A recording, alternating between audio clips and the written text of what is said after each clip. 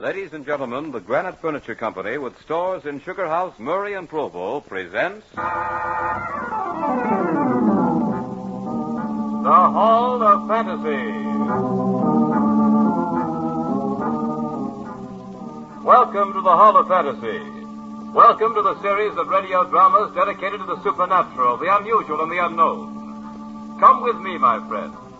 We shall ascend to the world of the unknown and forbidden, down to the depths where the veil of time is lifted and the supernatural reigns as king. Come with me and listen to the tale of Markheim.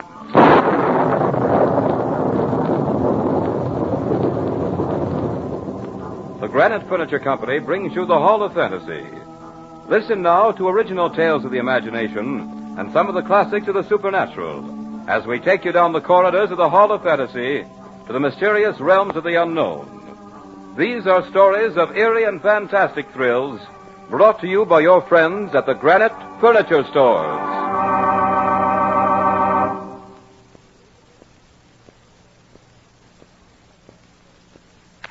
And now for tonight's story, an adaptation of Robert Louis Stevenson's Markheim.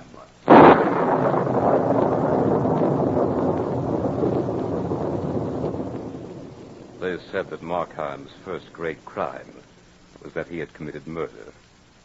That's hardly true, for no man can kill his fellow until he first twists the knife in his own heart. This is the story of Markheim. He was a gambler accustomed to lightning shifts of fortune, but on the eve of his greatest triumph, he couldn't resist that final spin of the wheel. It was his life against the future. He wanted the decision to come swiftly, as it had always done before. But this time, the wheel turned tortuously slow for Markheim, and once set into motion, no power on earth could halt it. It was Christmas Eve. Markheim was happy to be towed along on Angela's little leash. She loved him, or what she knew of him. Angela was quite aware of the power of her smile, and Markheim was aware of the fact that she'd been leisurely and charmingly spoiled. But even if it had been a great chain that had led him into this lovely garden, instead of a warm, sweet smile, he'd have resisted no more than he did now. For this leash would lead him to a fortune. More money than he'd ever dream existed in all the casinos in the world. Besides, he was in love with Angela. Mark, when do you plan to speak to Papa? Very soon, dearest. There are a few things I want to clear up first. It won't take long. Just a few days at the most. Tomorrow, perhaps? Tomorrow? Well, that's pretty short notice, darling. I'm afraid that I want it tomorrow. Yes, but why? What's so significant about tomorrow? I had thought to wait just a few more... Tomorrow's just as good as any other day. In fact, it's better. It's Christmas. It's tomorrow or never. Angela, what are you saying? Oh, don't look so frightened, darling. I was only joking. That's better. Only it will be tomorrow, Mark, won't it? You always get your own way. Always, darling. But I wouldn't have insisted if I didn't think it would make us both happy. And you think we'll be happier if I ask your father tomorrow? Of course. There's no need to wait, and I want this for a Christmas present. Christmas present? Yes. Oh, and speaking of Christmas presents, I have a very nice one for you. Oh? Not too nice, I hope. I mean, I hope it wasn't too... Costly? Oh, but it was very. I wish you hadn't, Angela. That is, well, I have something for you, too. You have? What is it? Well, you like it. Yes, it's very nice. Now it's my turn. You shouldn't have done it. Nothing is too good for you. Nothing. I hope it isn't too expensive. Well, it was. But it's just a little trinket. Whatever it is, Mark, it'll be very nice. But if you weren't such a successful member of the stock exchange, I'd scold you for spending too much money on me. Stock exchange? Oh, yes, quite. Well, Angela, I think I'd better be going. So soon? Yes, I really must. Then I won't detain you. But I want you here early tomorrow. Come just as soon as you possibly can. The iron rule of Angela. But I love it, darling. Until tomorrow? Tomorrow.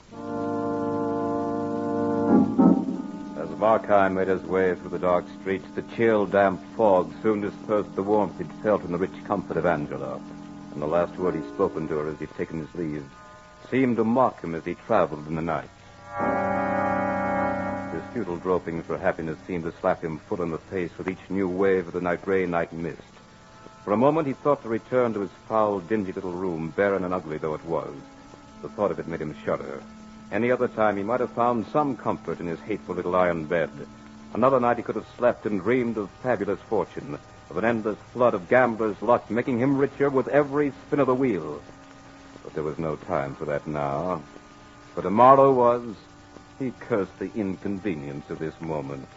Tomorrow was Christmas. Suddenly, as if some henchman of the devil had whispered into his ear, Markheim heard the name that had been synonymous with resentment in his heart. That name seemed to strike faint but unmistakable sound in his brain. It was very faint at first, like the soft tinkling snap of an icicle when it breaks. But it soon became a giant thing that loomed up so forcibly it was almost physical. It came without warning out of the thick fog of his brain, and Markheim suddenly found the name on his lips. Ziegler. Ziegler. Ziegler. What do you want? Ah, it's you, Markheim. Let me in, Ziegler. On Christmas Eve? Can't you see I'm closed? Open up. I've got to see you right away. All right. What kind of trouble are you in this time? Well, come on in. I don't want all that cold and damp creeping in. I've enough aches already. Yes. Merry Christmas. What's your errand? You do a pretty good business here, don't you, Ziegler? You didn't come to talk about my books. What did you come for? I told you the last time that I wouldn't take any more of your stolen goods. I didn't come to sell anything, Ziegler. My uncle's cabinets are disgustingly empty these days. He's moved his collection. I don't wonder at that. Your uncle is a remarkable collector. His items were rare indeed. It must have been quite a blow to him when he discovered that they were disappearing so methodically. It was more of a blow to me, I assure you. He booted me clean out of the place. I was taking an awful chance myself handing that stuff. An awful chance. But at an awful profit, Ziegler. What good's a profit when you once get the yard after you? Well, if you didn't come here to sell, what did you come for? To buy. I want to buy a Christmas present for a lady. You'll pay dearly coming in on me like this. You know I've put up my shutters and I'm refusing business. You won't refuse my business, Ziegler. You won't be getting any bargains either. You'll have to pay for both my time and your rather a surly manner, young fellow. I suppose you can pay? Don't worry about that. Then you can pay it someone's way. I've done very well on the stock exchange. And, likely as not, I'll do much better soon. My errand today is very simple. I'm really quite sorry, Ziegler, that I have to disturb you this way, but it's a little matter I overlooked until this late hour. I must have this little compliment ready before morning. And, you know, a man would be a fool to deliberately harm his chances of a wealthy marriage. Well, let that be it then. You've been a good customer, and if you have a chance, you should tell me for a fortunate marriage. I don't want to be an obstacle. Now, here's a nice object. Should lady you certain to favor it. It's a hand mirror. Guaranteed 15th century. It's from a fine collection. Whose collection, Ziegler? In the interest of my customer, I withhold the name, if you don't mind. He was, shall we say, somewhat like yourself. The nephew of a remarkable collector. The pointed remarks of this unscrupulous old dealer suddenly flushed Markheim's calm with waves of passionate resentment.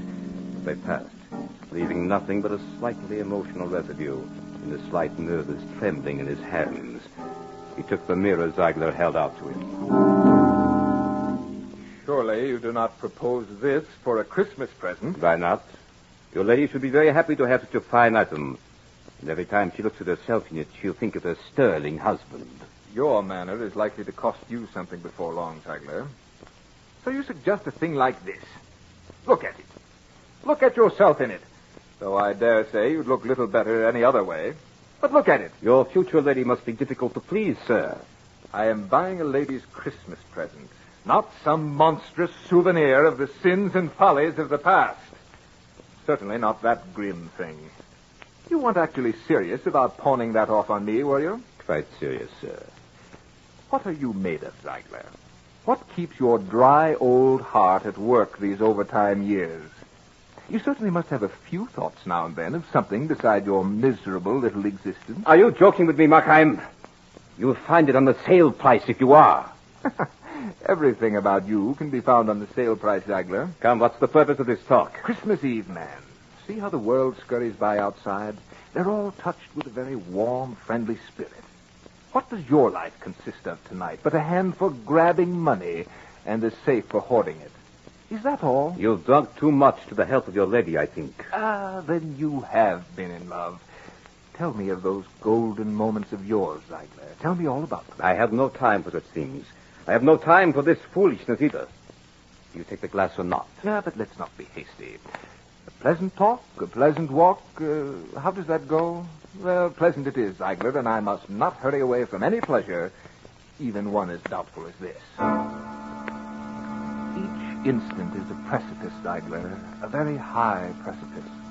If we hurry, we fall and dash ourselves to 1,000 meaningless pieces. Yes, if we hurry, we fall, Ziegler. Let's take our time this fine evening. Let us tear away the masks that hide us from each other. Who knows? We might even be friends. I have my books to balance tonight, Markheim. Either make your purchase, or I have to thank you to leave the shop. To be sure. There is no time for being friends, is there? Show me something else, then. Show me something else, Ziegler. There was something in Markheim's voice just then. It couldn't have been the words themselves. It was a tone or a light that flashed in his eye. But it filled the little dealer with an unexplainable terror. He had turned and was about to climb the small ladder that would take him to a little object arch in a higher shelf, when suddenly Markheim poised a little dagger high in the air. It flashed only a fraction of a lightning bolt. This is for you, Ziegler, and a very Merry Christmas. Ziegler thrashed at the shelves like a chicken. Then he fell to the floor, and flesh seemed to telescope into flesh as he settled into a senseless little pile. Markheim stared at it through eyes that had suddenly seen too much. A single tick of the old clock seemed almost to buffet him into unconsciousness. His lips parted to speak. Must not hurry. Each instant, a precipice. Yes. Ziegler, stand up! Stand up and speak to me!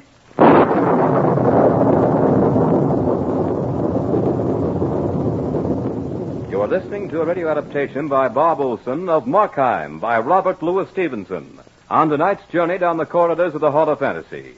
Brought to you by your friends at the Granite Furniture Company with stores in Sugar House, Murray, and Provo.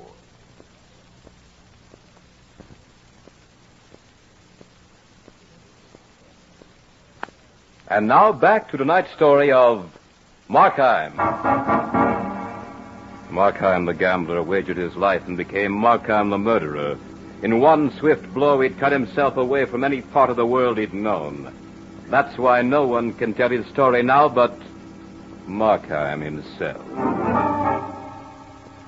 I stood there, my hand still clinging loosely to the dagger. That hand that seemed to have no relationship to the rest of my body. I looked about me. The candle on the counter caught a chill draft and was wagging like the tail of an excited puppy. I steadied myself, for the room was heaving and tossing like a schooner in a storm. Hundreds of feet away, it seemed, the door was slightly ajar. Through this opening, a long, slim finger of light pointed accusingly at the very spot I stood. I leaped aside. A shiver of fright shot through me as I realized the stupidity of the motion. I looked at the body of Ziegler. It lay there like a listless sack of sawdust. As suddenly as had the fright, a wave of calm came over me. I looked again at the body. It was nothing. Yes, there was nothing there to be afraid of. A hunk of lifeless something that had once been a man. The clock ticked on, but no longer affected the day of this thing on the floor. Yes, it was nothing. It had suddenly lost meaning to Ziegler, to the shop, to everyone but me. But that security didn't last. I looked again, saw the deep color forming about this haggard heap. That blood. It was still alive. What if it found a voice? What if this flesh should raise a cry that could be heard all over England and thence... Where? And it would take up its endless flight around the earth. It would never be still again. Never. Time. I must have time. Oh, but time had such a raucous voice. Yes, what is time? A new precipice each instant. Each tick of the clock was a new danger. I picked up the candle, started about the room, filling my pockets with the treasures of art that Ziegler had gained so craftily and guarded so fiendishly. I saw things that terrified me. Things that turned out to be my own shadow. I'd catch a reflection of myself in a rack of mirrors, rich imported glasses that sent a new fear to wilt my nerves. For each time I looked, I saw a hostile sea of my own eyes spying on me. 1,000 questions flashed across my world hysteria. Why had I used a knife? Why hadn't I chosen a more quiet hour? Why had I killed him at all? And then there were more. Where was the servant girl now? When would she be back? How much time did I have? Yes, how much time? When would the world know of what I had done? When would Angela know? Oh, you fool. My brain became a racetrack for nightmares. There seemed to be something terrifying about the normal as ever rhythm of the footsteps out in the street. They must know about the thundering riot in this house. How could they help it? I began to fear nature herself. I expected her to break her own laws to accomplish my own personal destruction. Yes. What if the walls should suddenly fail to hide me? If the prying eyes of London should gain the power to see beyond nature's barriers? Then another vision came to me in this room that was pulsating so with clamor and silence alike. Yes. All the old women of London started to rock feverishly in their chairs and began to weave a rope with which I was soon to be hung. I knew I was tottering on the brink of the final shock that would send me screaming my guilt to the world if I didn't take hold of myself. But one thing I was rapturously grateful for. I was alone. I was alone. No. Ziegler, open up. Answer your door, Ziegler.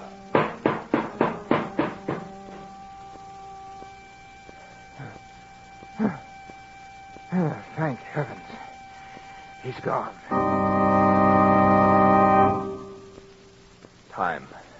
Time. Yes, I must have time. Others will come. The girl. I must get the money. No time to waste. I walked over to the body, shoved it with my foot. It rolled over crazily and took on a queer, twisted posture. The face was pale like wax. I remembered the wax museum I'd seen as a lad, and that memory robbed the scene of its grotesque quality. I took new courage. I saw myself as a boy. Yes, how horrified I'd been at those realistic reproductions of famous murders. Even the music came back to me, the monotonous chant of the calliope. The time came for me to act or run, but I didn't run. I grabbed the keys from Ziegler's coat pocket and started up the stairs that led to his private apartment. There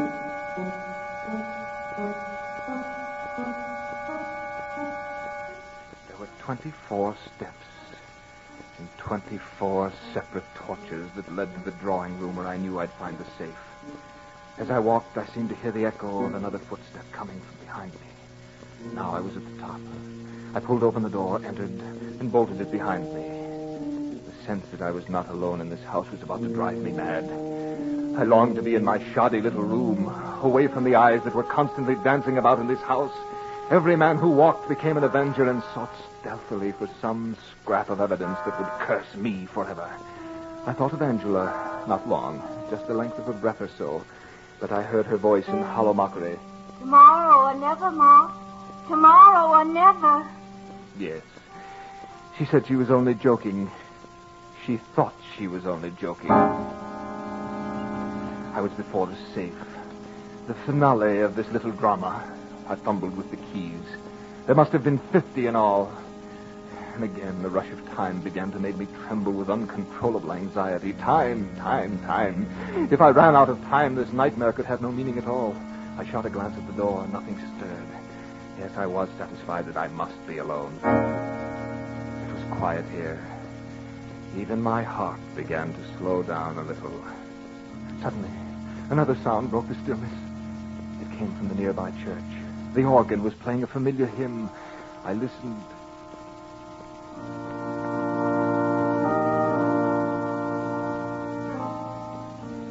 Then I heard it. A sound to freeze the scream in its making. The knob on the door was turning. Someone was going to enter this room. I was caught in a vice of terror. Slowly the door opened.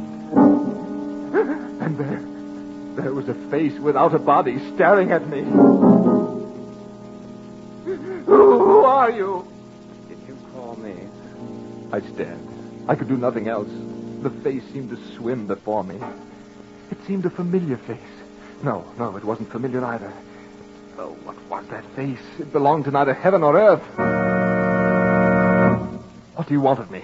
I came to see you. See me? How did you know that I was here? You told me. I told you? Not directly, perhaps. Then you really do know me? Right down to the soul. Are you the devil? Does it matter? Oh, yes, but you knew me some time ago. Yes, thank heaven you don't know about the murder. Oh, but I do. I came to warn you that the servant girl has left her sweetheart early tonight and is on her way home now. Now? Yes. Shall I tell you what she brings with her for your Christmas? What? The gallows. Now you must hurry. Shall I tell you where to find the money? For what price? It's a Christmas gift. What are you going to do with me? You know that I'm really not evil. I had no heart for these things. Yours will probably be a deathbed repentance. I have no concern with that. I'm interested in you only as long as you are alive. But why do you do this at all? Can't you see that my hands are red? Don't you realize that I've murdered the little dealer? Yes. Then why do you stop with me? Because your name is Markheim. Yes. My name is Markheim.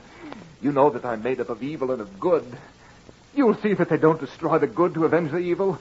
You will help me, won't you? This money you're about to take, how will you use it? On the stock exchange. That's where you've already lost thousands. Yes, but this time I have a sure thing. You will lose again, Markheim. You know? I do. But I'll save out half. You will lose that, too. Oh, if that happens, if I do lose again, what next? Yes, I'll start over with Angela. You have lived for 36 years, Markheim. 15 years ago, you would have shuddered at the thought of stealing. 3 years ago, the name of murder would have made you ill. Who knows, Markheim, what you might embrace in the next 5 years? But I still have good in me. Tell me, have you grown any better at all in the past few years? I can remember when I was a boy. Yes. I still love the things that I loved then. But are you better than you were then? No. And you still want me to help you get the money? Remember 3 years ago, Markheim, weren't you seen in a little chapel? Yes, I was there. I meant to go back. And didn't you raise your voice louder than the others in the hymn? Yes, but... Where are you going? We part company here. Time has run out. That's the maid, you see. The maid. What shall I do? Why not do what you did with the dealer? Here's your last great danger. One more swift blow, and you can finish at your leisure. Don't go. Don't leave me. He's gone. My last great danger. Yes. There is nothing left to do but... I took the little dagger from my coat pocket and crept down the stairs. 24 steps to... where? Tomorrow or never, Ma. Tomorrow or never. I can do it quickly. I'll tell her old Ziegler is ill. Yes, now don't crack a smile, Markheim. Whatever you do, don't overact. But curse the thing that made me lose all this precious time with talk. Yes, too late now, though. Much too late. Too late. There's no more time for you, Markheim. You again. Who are you, anyway? The door, Markheim. Here's your chance. Open the door. First, tell me who you are. Don't you know? Don't you know, really? No, I don't. My name is Markheim. No. Then you're... Door, Markheim. Answer the door. Hello. Is Mr. Ziegler in? Are you the maid? Yes. Then you'd better go for the police. I've just murdered your master. So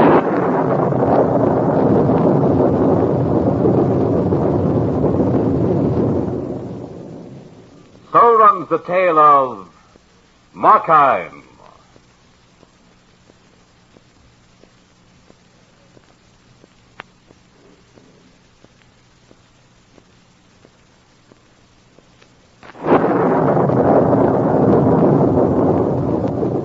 Remember to join us next week at a new time for another journey down the corridors of the Hall of Fantasy.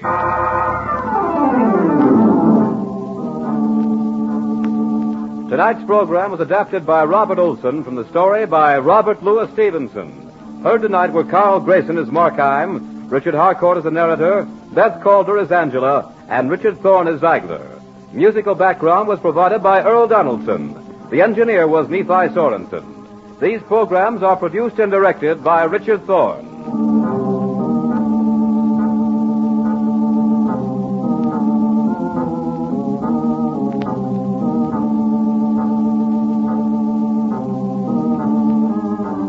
Remember, be with us again next Sunday night on Call at a new time, just 1 hour later at 9:30 p.m., when the Granite Furniture Stores in Sugar House, Murray and Provo will take you on another journey down the corridors of the Hall of Fantasy.